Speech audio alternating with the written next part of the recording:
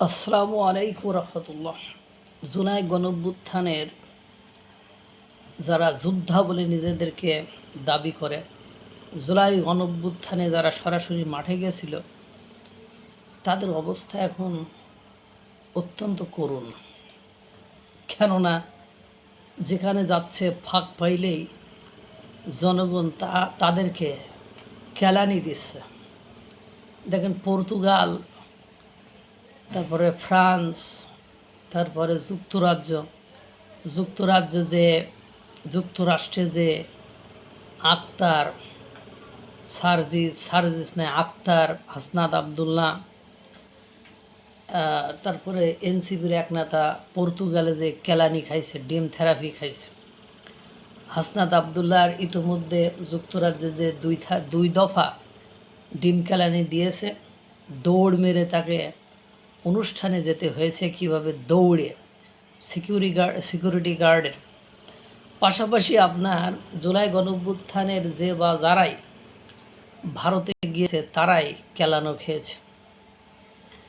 আপনি যদি বলি কেন এই কথা, দেখেন, কিছুদিন আগে মাহাদি, পুলিশ হত্যাকারী মাহাদি, তাকে কিভাবে ভারত খেলানো দিয়েছিল সেটা আপনাদেরকে বলেছিল। পরবর্তীতে ভারত থেকে তাকে ধাক্কা মেরে বাংলাদেশে পাঠিয়ে দিয়েছে।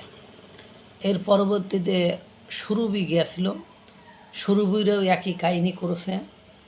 তারে ভারতে কি করতে গিয়েছিল কেউ জানে না। পরবর্তীতে সে সেখান থেকে চলে এসেছে। এরপরে কারিনা কাইসার ভারতে যে মারা গিয়েছে, অবশ্য সে অসুখজনিত লিভারের কারণে মারা গিয়েছে, সেক্ষেত্রে ভারতের কিছু করে নাই। এরপরে দেখেন, ভারতে গিয়েছিল মোশাররফ করিম। মোশাররফ করিমের আগে ডক্টর জাহিদুর রহমান, বাংলাদেশের বর্তমান সরকারের মাননীয় প্রধানমন্ত্রীর তথ্য উপদেষ্টা জাহিদুর রহমান 5ই আগস্ট 2024 পরবর্তী সময়ে দীর্ঘদিন তিনি ভারত বিরোধী ছিলেন। সেই ভারত বিরোধিতার করা যায় যত রূপে যতভাবে, সবটাই তিনি নিজ দায়িত্বে করেছেন। সেই ডক্টর জাহিদুর রহমান ব্যক্তিগত কারণে ভারত সফরে গিয়েছিলেন, যদি ওটা রাষ্ট্রীয় সফর বলছে অনেকে। পরবর্তীতে ভারত তাকে এয়ারপোর্টে কোনো একটি কারণে, সেই কারণটি যথাযথভাবে এখনও জানা যাচ্ছে না, কিন্তু তাকে বের করে দিয়েছে, অর্থাৎ দিল্লিতে তাকে ঢুকতেই দেয় নাই।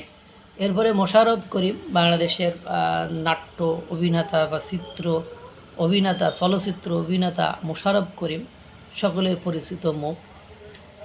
সেই মোশাররফ করিম কলকাতায় গিয়ে সেও হেনস্থার শিকার হয়েছে।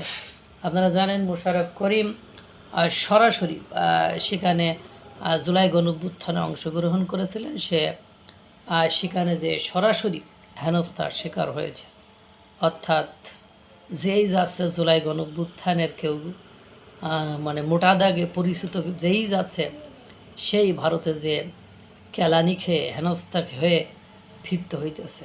আল্লাহ তাআলা সকলকে ভালো রাখুক, সুস্থ রাখুক।